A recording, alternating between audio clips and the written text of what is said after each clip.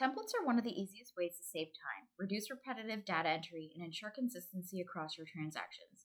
Whether you're creating listing packages, buyer packages, or templates for specific buyers. In this video, I'll walk you through the step-by-step process of creating, saving, and using templates in Webforms. Let's get started. First, log into Matrix.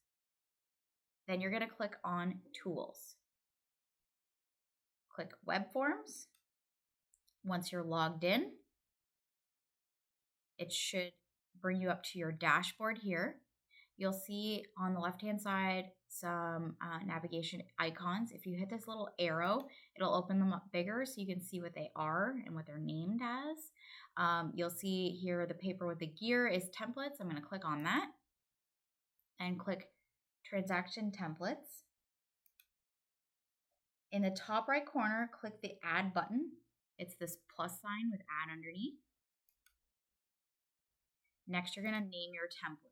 So we're going to start with residential listing template. Hit save. From here, you'll see all the things that you can customize in your template. For the purpose of creating a form template, scroll down to the forms and click the plus sign on the right-hand side of the bar. So right here, you'll see forms, hit the plus sign. This is where we're going to start listing off our forms. You can manually go in or you can search in the search bar here. So the first thing we're going to need always is a RICO information guide.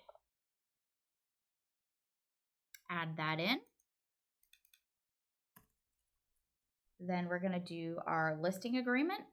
If you know the form numbers, that makes it easier. Add that in. You'll see as you're clicking these circles, it'll put them in the basket. You know they're being added. Then we're going to do our residential data input form. This one doesn't have a form number, so you'll have to search residential data input form. You'll see it here. If you're planning on holding off offers, you may want to do a seller direction as well. Use the Deerbrick one. It's just much easier to understand and read and fill out. And then you'll also want an individual identification. Okay, if you have two sellers, you may want to add in both of these. That way they don't write over themselves. So for this purpose, I'll add both these in and click Add. You'll see all your forms are listed here. If there's anything that you'd like to customize within the forms, you can do that as well. I'm going to show you how to do that with the listing agreement. I'm going to click on that. And then once it's loaded, you can scroll down to Schedule A. Click in the box where you would enter in. So with Schedule A's for your listing agreement and your buyer reps, you need to have something written in there for services. They've actually come up with a clause now, so you don't actually have to come up with it on your own. So if you click Add Clause, go to System Clauses, and scroll down to Services. You'll see there's options here. So we're going to look for the one that is for a seller designated rep. So if you click on it, you'll be able to see what it says before selecting it to put in your agreement. Another clause that I recommend putting in there, if you go back to Office Clauses, I've got a clause in here as well for access. This just allows other agents to show the property without you as their agent being present for all showings. Okay, so then click OK, and you'll see they'll add them in here. You'll obviously want to put your name in here because you're the designated rep. And then it lists off services that you can provide, and then again, that entry access clause. Okay, once you're done, hit the little X here, save and exit. If there's anything else you'd like to customize, you can do that as of right now. Then click Update. You'll see if I click this arrow down, all of the forms will be here. This form's been saved. So now I can go on to my next template. So click Templates again, Transaction Templates, click Add. The next one that we're going to do is our purchase. Okay, so residential sale template.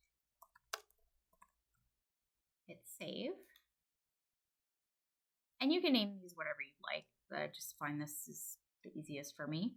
I'm going to scroll down to my forms again, and I'm going to enter in all the forms that I need. So again, we're going to start with the RICO information guide because that's required every time you deal with a client or deal with anyone really, even a self-represented party. Then we're going to put in our buyer rep. So make sure you're doing the designated reps for representation. That's what we do here at Deerbrook. Then an agreement of purchase and sale, confirmation of cooperation, individual identification. Oops, if I can spell. And again, if you have two buyers, I would add both in. It makes it easier to fill that out. You'll need a receipt of funds if your offer gets accepted, so we might as well add that in there right now. And then also a offer info sheet. Okay, that's a Deerbrook one.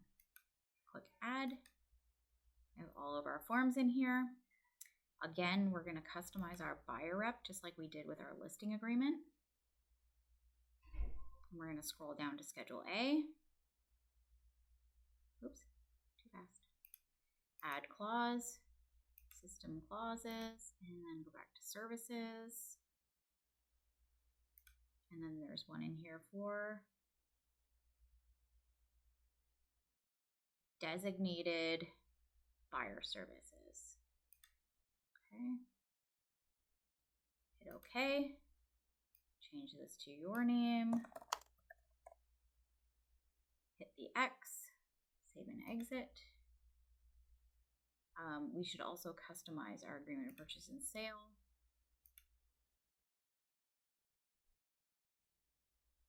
Sometimes it's easier just to delete out clauses instead of inserting them every time you write an offer. So I'll show you how to do that as well. So I'm going to go down to my Schedule A and again, add clause. And first and foremost, you want to add your balance clause. You need a balance clause for every transaction. You'll see it says buyer agrees to pay the balance. So your balance clause should follow. Then we're going to put a mortgage condition in. If you search financing, a little bit harder to find. If you search mort, you'll have some options here for mortgage conditions. I recommend using the arranging new mortgage satisfactory to the buyer. This is the one that most people will use, but feel free to look around and see which one fits your situation best. Add that in there. Inspection is a good one. If you do INSP-01, that's the code. Sometimes we don't have the codes memorized. I just happen to do this a lot with my training, so that's why I have them memorized, but most people don't, so don't feel bad about it. Just search inspection and it should come up. You can insert insurance clauses. You can do, like a buyer property. The buyer needs to sell their property first. Escape clauses. I'm not going to add those in there, but sale of buyer's property, SBP, will pull up that condition. Just beware there's French in here as well when you're searching, but here's buyer's property. If you search escape, the escape clauses will come up. You pick the one that's specific to whatever clause you're including in your offer. I also suggest putting in a final walkthrough clause, which is the right of reinspection prior to completion. Put that in there. If you'd like the premises to be in broom swept condition, I think it's in the cleaning section. Just look around. You may have, maintenance for pool. Here's the cleaning clause. The seller agrees to leave the premises, including the floors, in a clean and broom swept condition. You can put that in there. Anything that's relating to the offer that you're putting in. I'm just going to leave it with those 4 conditions or clauses. Hit OK. Now you're going to see there's clauses that have coding in front of it. This is just so when you connect your template to the transaction you're working on, it will pull the information. And what it does is it'll ask you to assign a date and time that the condition is due. So it will automatically prompt for that.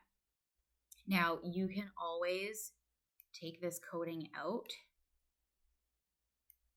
keep the clause in there, and you can actually go in and put in a date. For instance, not later than 5 business days from acceptance. And so now you won't have to put in an actual date. And if there's counter stages happening, you won't lose out on time when you're trying to get these conditions fulfilled. Okay, so same thing with the financing. We can reword this so it's a first charge mortgage. And now without that coding, it's not going to mess with your writing the 5 business days from acceptance. Okay, but you can leave it just as it is, and then you can assign a date if you have specific dates too. Okay, once you're done, save and exit. If there's anything else that you'd like to customize in here, some things change, like your confirmation cooperation will change depending on the scenario, so I wouldn't customize that one. And then when you're done, just click update, and then again, go back to your templates. And then next, what I'll recommend doing is the lease listing template. Okay. Can't spell today.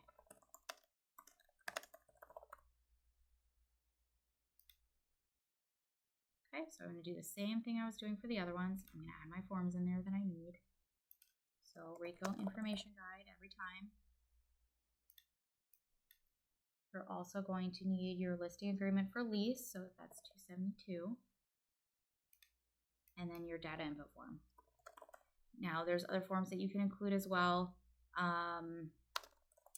For instance, the seller direction would also work for a lease if you're holding off offers. It doesn't happen very often, but if that's something that you do regularly, I would add it in. But you can add forms in later, depending on the scenario as well. Just include the ones you absolutely need.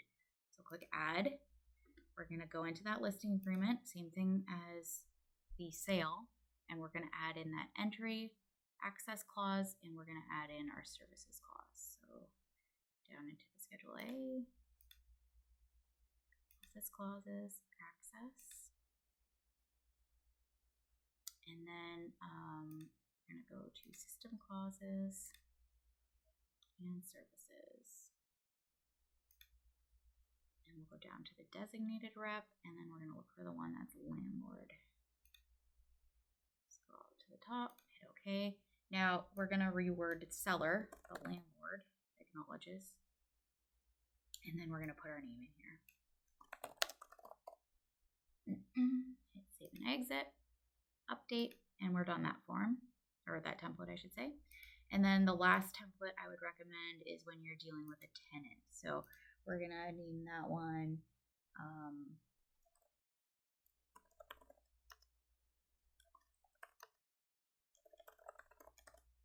I just put tenant in brackets there so I know which one is which. Okay, down to my forms. Again, RICO information guide. I know I'm being very repetitive here. Just want to make sure you have all the right forms in your templates. Then we're going to do our tenant designated rep, which is 372.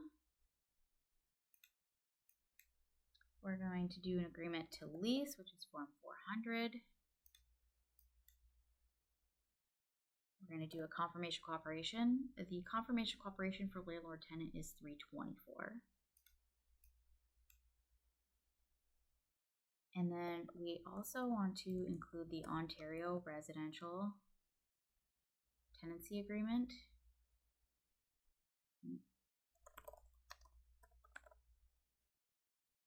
Okay, so this one is Ontario required. The Form 400 is a RIA and RICO required. The Form 400 is necessary because it shows who's holding the deposit if we're the ones holding the deposit, and there's a commission trust agreement that we agree to pay the cooperating brokerage. So I always recommend doing both. And then lastly, an offer info sheet. Hopefully it gets accepted and you'll need that. That'll be there. Okay, so then we can go into our tenant rep, do the exact same thing as we did with the buyer rep. Go down down to our Schedule A, add clause.